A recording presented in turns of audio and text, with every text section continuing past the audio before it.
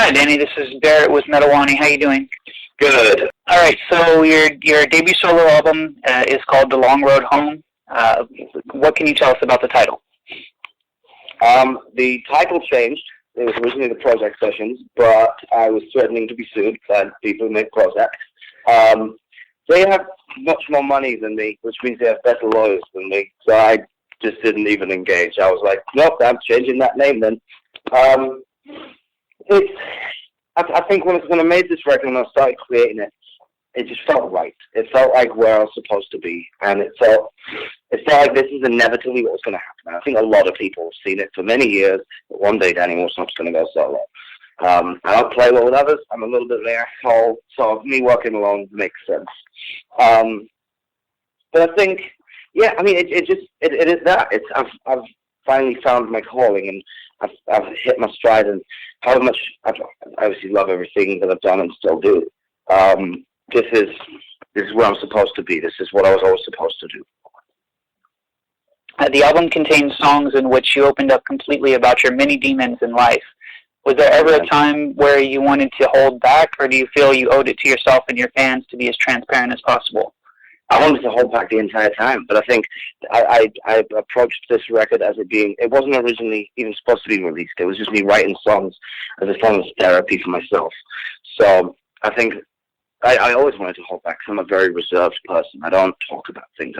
I'm more of a bottle them up and drink them away kind.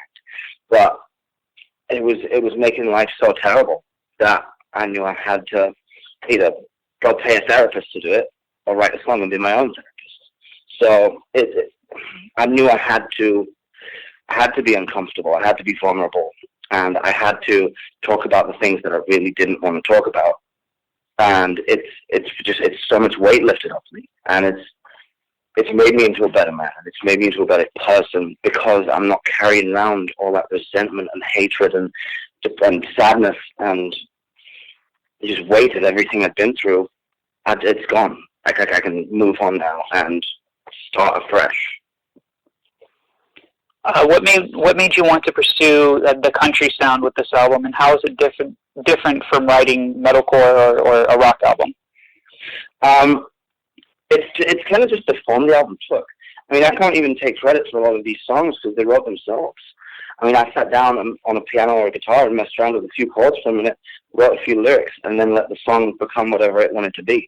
These songs, like, when I was writing them, they had a life of their own, and they took themselves to where they needed to be. I was just holding the pen at the time. So I didn't walk into it like, I'm going to make a country record. I originally wasn't making a record at all. It's just that's what it became. In terms of songwriting difference, there really isn't any. I mean, writing a song is kind of the same whatever genre you're doing. It's just you're writing with a different context and phrasing stuff differently.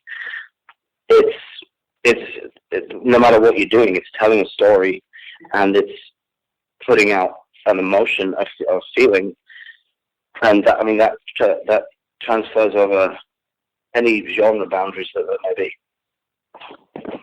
Do you think you'll tour the U.S. with your solo material? Oh yeah, no, it's going to be international. I'm already looking at booking shows in. I've obviously got the Asking Alexandria tour in Europe in March. And then once I'm back from that, it's going to be full steam ahead, because, I mean, they're going to go into a studio for a year writing, and later in the year I'm going to finish up Barrett too. But, I mean, around that, it's going to be just touring this constantly. I mean, I've got, like, a couple movies I'm doing in the summer, but around all of it, it's going to be just me touring this record as hard as I can. You searched pretty hard to find a label that would fit the sound and fit, what you wanted to do with this album, and you landed on Earache Records. How many labels do you think you shopped to, and how did you decide that Earache was the right one? We probably talked between my manager and I, we probably talked to a good 15, 20 labels. But obviously, a lot of them are just scared to take a risk. I mean, the music industry is very risky. I mean, even with established artists, you're always taking a risk when you're putting out a record. And with a new act, I mean, because, in the country world, I'm new. No one knows me.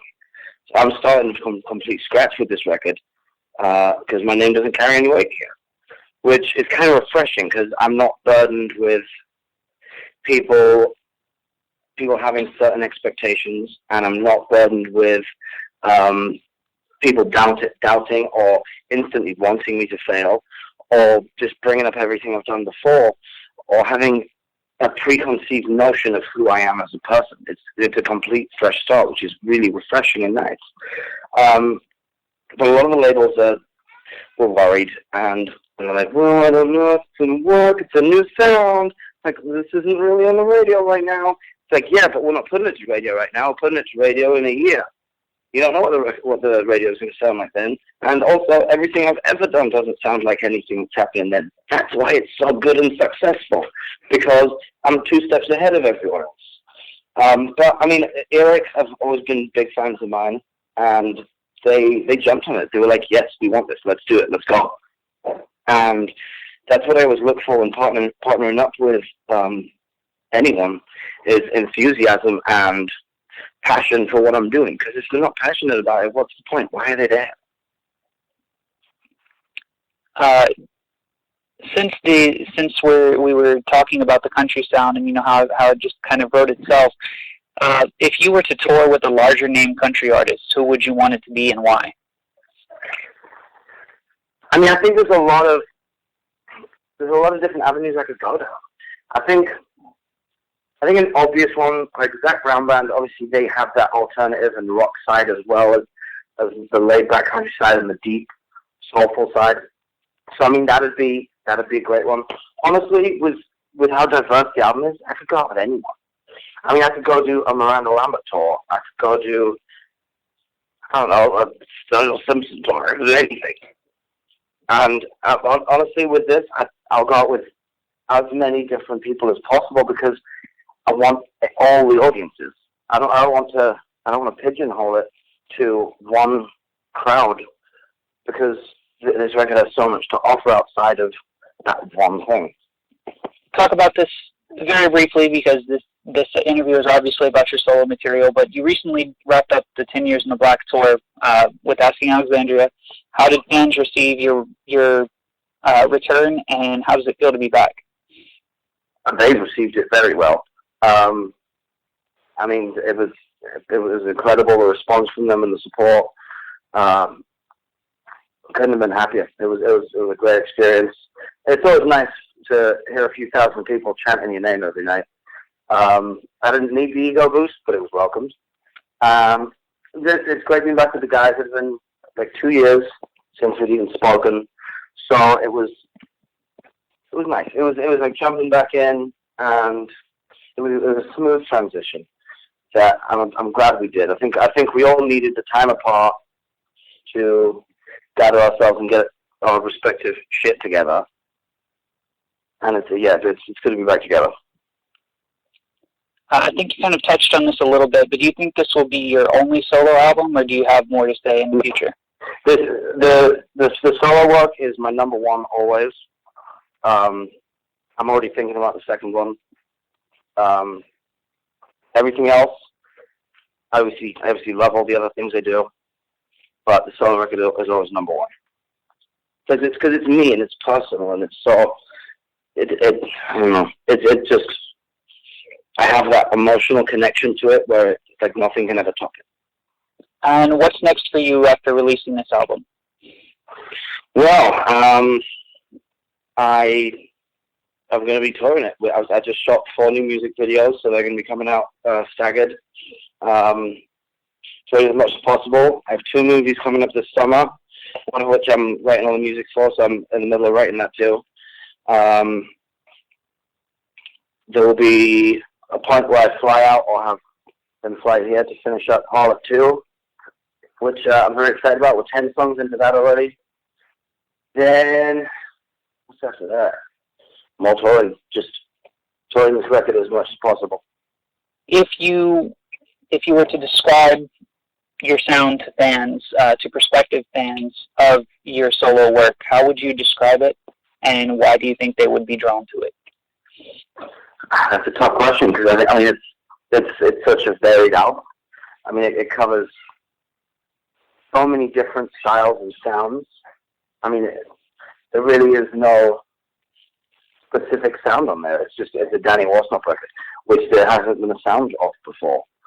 So I think it's its own life force. I mean, all people can do is go take a listen, and don't just listen to one song, because they're all so different that there's something on there that everyone will enjoy.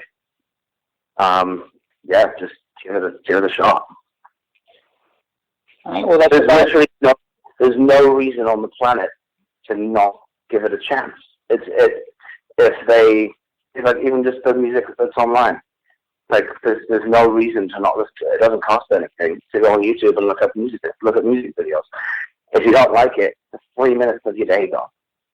What are we going to do with those 3 minutes? That's a very, very good point. All right, well, unfortunately, that's about all the questions I have for you. I do want to thank you for doing this. It's been an honor. Good. And I hope you have a wonderful rest of your day, and hope all the rest of your interviews go well. Thank you very much. You have a good day. You too. Thank you.